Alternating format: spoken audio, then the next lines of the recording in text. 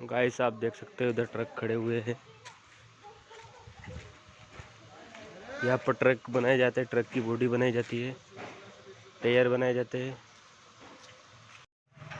तो गाइस आप देख सकते हो कितने प्यारा बगीचा है, यहाँ पर कितने प्यारे फूल लगे हुए हैं। और इसके साथ हम आगे बढ़ते हुए, तो गाइस यह है माहौल इंदौर का सुबह सुबह का, आप जो देख रहे हैं।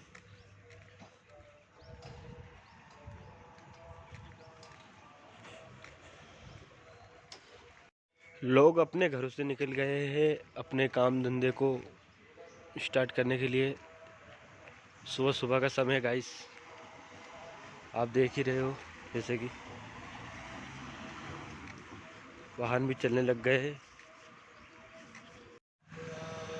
चलते चलते हमने देखा कि रास्ते में इधर जल सेवा के लिए 2 मटके हैं, तो मैं पानी पीने के लिए रुक गया यहाँ पर। सुबह सुबह पहले थोड़ा पानी पिया जाए और फिर ब्लॉग की शुरुआत की जाए। और मैंने पानी पी लिया है अब, और अब मैं जा रहा हूँ अपने ब्लॉग की तरफ। गाइस आप देख सकते हो कितना प्यारा गार्डन है यहाँ पर इस गार्डन में किसी को भी अलाउ नहीं है ऐसे घूमना, क्योंकि ये गार्डन प्राइवेट गार्डन है, इसे यहाँ के लोगों ने ही बनाया है।